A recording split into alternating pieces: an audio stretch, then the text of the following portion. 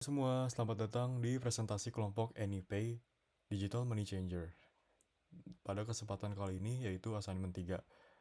Presentasi kali ini akan diwakilkan oleh saya sebagai ketua kelompok, Aryandika Wijanarko. Lalu ada anggota kelompok kami lainnya yang belum berkesempatan untuk hadir, yaitu ada Jose dan Valen. Kita lanjut saja. Nah, di sini ada prototipenya, namun kami akan menunjukkan prototipe pada mendekati akhir dari presentasi ini untuk menghemat waktu. Nah, untuk nomor yang poin pertama ini ada feedback grid 1 ya, yang kami tunjukkan pada 4 teman, lalu 1 dosen entrepreneurship, dan 1 expert. Ya, kali ini yaitu Pak Yuda. Nah, untuk poin positif yang kami dapatkan ketika kami sedang presentasi kemarin itu, kata sang expert dari kelompok kami itu, biayanya itu transparan ya dibanding kompetitor, lalu kita itu lebih fleksibel. Lalu beliau juga menyampaikan sebuah kekurangan dari kelompok kami, yaitu adanya prototipe yang perlu ditingkatkan lagi karena belum sesuai standar aplikasi yang layak digunakan oleh konsumen. Lalu untuk pertanyaannya itu, apakah keunggulan yang dibandingkan kompetitor sejenis yang bisa kita uh, tutupi? Lalu adanya saran yang yaitu kita itu harus lebih menekankan pada faktor transparansi terhadap konsumen. Jadi kita tuh uh, harus lebih nunjukin kalau AnyPay itu aplikasi digital money changer yang biaya adminnya tuh segini segini segini, jadi konsumen tuh lebih tahu kita tuh poinnya apa sih, si keunggulan dibandingkan yang lain. Lalu ini adalah feedback grid yang kedua dari presentasi expert judgment yang terakhir. Kita itu lagi-lagi mendapat feedback positif, yaitu mudah digunakan serta biaya yang transparan. Lalu sang beliau juga untuk tambahan mengatakan bahwa ini merupakan ide yang bagus dan layak diimplementasikan karena ini merupakan masalah nyata yang beliau juga alami. Lalu beliau juga memaparkan bahwa prototipe ini bisa ditingkatkan lagi. Ya, ini alasan yang sama seperti yang terakhir. Memang prototipe kita harus diperbaiki agar lebih layak digunakan. Lalu untuk pertanyaan yang kita dapatkan juga sementara dari 10 calon pengguna dan 1 expert itu, apakah bisa mendaftarkan lebih dari satu bank? Nah, di sini itu artinya apakah misalnya kita tuh bisa dari bank BCA doang atau dari bank BRI atau BNI ke bank-bank internasional lainnya yang jumlahnya lebih dari satu, apakah bisa? Nah, untuk itu kami itu belum bisa menjawab itu ya. Lalu untuk sarannya itu, kita tuh bisa nih membuka layanan transfer 24 jam. Jadi tidak ada alasan jam-jam kerja atau jam kerja atau hari kerja, iya iya seperti itu. Lalu kita juga dapat nih membuka peluang menabung dolar. Nah, jadi kan untuk menabung mata uang asing tuh ternyata ada berbagai keuntungannya, seperti menjadi lebih mudah untuk belanja online serta tidak terpengaruh oleh turun rendahnya kurs rupiah apabila kita menabung di dolar misalnya. Nah, itu jadi bisa lebih stabil juga. Itu merupakan saran dan kekurangan dan pertanyaan serta kelebihan yang kami dapatkan dari 10 calon pengguna bersama 1 expert. Oke, next ya. Nah, kita tahap dokumentasi pertama yaitu understand. Apa sih yang terjadi dalam market yang sepenglihatan kelompok kami lihat, yaitu kesulitan dalam transfer luar negeri karena ribet dan membutuhkan waktu. Ini dia yang kami tangkap apa yang dipermasalahkan oleh para konsumen kami. Nah, kita pun punya survei yang mendukung. Nah, ini dia survei-survei yang kami temukan pada point observe. Menurut Jakpat atau jejak pendapat pada Oktober 2020 sampai Maret 2021, yang memiliki sampel 100 responden dengan umur 18 tahun ke atas yang telah melakukan pembayaran internasional ya seenggaknya 1 tahun terakhir. Nah, ini nih bisa dilihat ya, 75% responden itu merasa tidak nyaman menukar uang harus datang ke kantor fisik karena tidak efisien atau tidak nyaman tuh. Ya, memang banyak yang malas untuk ke kantor fisik karena ya lama dan biaya ini biaya itu. Lalu 77% responden mengalami kendala transfer antar negara, yaitu transfer yang lambat, yang bisa jadi kayak susah cair atau gimana itu. Lalu 71 responden mengatakan rendahnya transparansi biaya tambahan untuk transfer.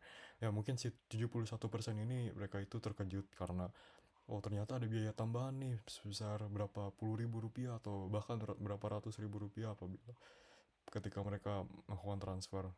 Nah dengan AnyPay kita tuh pengennya si biaya transfer ini tuh ya serendah mungkin dan terbuka mungkin. Jadi sebelum transfer itu sudah terlihat totalnya tuh berapa yang akan dikeluarkan. Lalu 93 responden itu 93% responden menginginkan detail yang jelas mengenai biaya transfer dan mata uang yang digunakan. Nah inilah poin yang ingin kita tekankan pada AnyPay, yaitu transparansi. Nah pada akibatnya 43% membatalkan transaksi luar negeri karena kesulitan yang mereka hadapi. Nah ini merupakan bukti nyata dari apa yang terjadi pada konsumen kita, bahwa mereka itu memerlukan kemudahan dalam melakukan transaksi luar negeri. Ya, seperti itu. Next. Now, synthesize. Banyak orang itu suka travel atau belanja luar negeri, namun tidak suka dengan kendala yang mereka hadapi, seperti yang tadi dipaparkan oleh saya. Nah, oleh karena itu, dibutuhkan sebuah aplikasi digital money changer untuk menukar mata uang domestik ke mata uang asing dengan cepat dan mudah. Dalam hal ini, kami mengusulkan sebuah solusi, yaitu sebuah aplikasi handphone digital money changer yang dapat dihubungkan dengan bank customer ke bank luar negeri untuk menukarkan mata uang asing dengan mudah dan cepat. Nah, terus ideation kita nih tahapnya. Kita tuh punya beberapa ide-ide. Yang pertama itu yang paling jelas dan menjadi ide final kita, yaitu aplikasi digital money changer. Lalu kita juga memikirkan sebuah fitur, yaitu penukar mata uang asing yang bisa dari bank manapun. Lalu yang ketiga adanya bisa menukar mata uang rupiah dengan semua mata uang asing. Ya, semua mata uang asing itu bisa ditukarkan dengan rupiah. Sehingga aplikasi kami ini sangat fleksibel dan sangat mantap digunakan. Oke, next. Nah, ini adalah kurang lebih dari rancangan prototipe kami yang menuai lumayan banyak kritik ya, karena memang jujur saja dibikinnya lumayan tergesa-gesa karena tidak ada yang dapat mengerjakan dengan ya seperti itulah. Lalu ini adalah yang pertama, welcome page-nya, ada sambutan AnyPay, kamu dari mana, dari Indonesia. Ini bisa dipilih bahasanya, kalau dari Indonesia English, Indonesian Mandarin, dan Japanese. Lalu kita bisa lihat jadi kayak ada balance, terus ada sambutan lagi, terus kamu juga bisa transfer lokal juga antar bank-bank lokal di negara kita ini. Lalu bisa juga nih international transfer yang key points kita. Lalu ada convert currency, kayak updatean currency, nilai tukar mata uangnya tuh kayak gimana sih sekarang di convert currency. Lalu ada ini dia ya, menu international transfer yang ini ada recipient untuk siapa, maunya berapa, terus banknya mau dari mana dan dari apa kemana. Nih currency from, kita bisa milih currency-nya dari apa, rupiah, dolar, atau ringgit, real, uh, dolar Zimbabwe juga bisa nih di sini. Lalu bisa dari misalnya nih kita mau dari dolar Zimbabwe ke dolar Amerika. Terus misalnya nih jumlahnya ada 5 triliun, berarti artinya berapa, $50 gitu. Lalu kita pay saja, lalu udah transfer sukses. Atau enggak misalnya ini dari rupiah ke dolar Zimbabwe, maunya 50.000, berarti sama dengan kita akan mendapatkan 50 quinzillion Zimbabwe dollar. Nah gitulah kurang lebih konsepnya itu. Lalu transfer sukses, back to homepage. Udah, mau apa lagi, transfer lagi bisa, sok gitu lagi gitu lagi, udah beres, simple. Nah, ini dia dokumentasi keduanya, yaitu kita ini uh, menanyakan uh, secara langsung ke konsumen-konsumen yang ada di lapangan. Pada kali ini sang konsumennya itu ada dari keluarga dan teman dan dosen. Nah, jadi untuk poin positifnya lagi, yaitu tampilan yang menarik, lalu adanya biaya yang lebih transparan dan lebih fleksibel. Lagi-lagi ini poin yang konsisten dari beberapa uh, beberapa yang tahap-tahap sebelumnya. Lalu ada kekurangannya yang lagi-lagi memang konsisten sekali, yaitu prototipe-nya yang dapat diperbaiki lagi ya. Oke. Lalu ada pertanyaan yang dilontarkan, yaitu bagaimana pajak yang akan dikenakan terhadap jasa? Nah, karena ini akan rencananya akan dilindungi oleh OJK, pastinya akan ada pungutan pajak yang akan dikenakan. Lalu apakah support di iOS atau Android? Ya, namun iOS dulu, Android bakal menyusul. Lalu untuk sarannya itu buka kesempatan menabung mata uang asing. Ya, ini merupakan saran yang kami juga tadi dapatkan ya, untuk menabung mata uang asing. Oke, sangat bagus sekali. Oke, key partnership kita itu yang terutama ada dari lokal ya.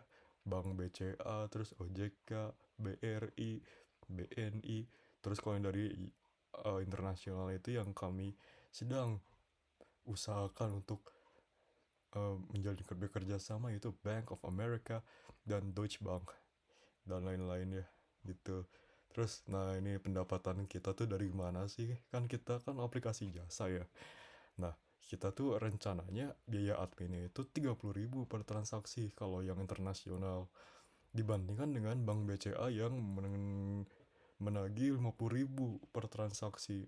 Ya, menurut kami ini sudah oke, lebih murah. Nah, untuk cost structure-nya itu kita biaya sewa gedung kantor kita ya. Kantor NIP itu harus nyewa gedungnya atau nyewa tanah. Lalu ada biaya sumber daya manusia yang bakal bekerja itu banyak ya. Ada programmer, ada akuntan, ada desainer, ada apalagi satpam, driver, wah banyak pokoknya. Nah, biaya SDM juga itu. Lalu ada biaya networking dari perusahaan kita ke bank-bank lain. Lalu ada mungkin ke biaya networking ke orang-orang yang bertanggung jawab.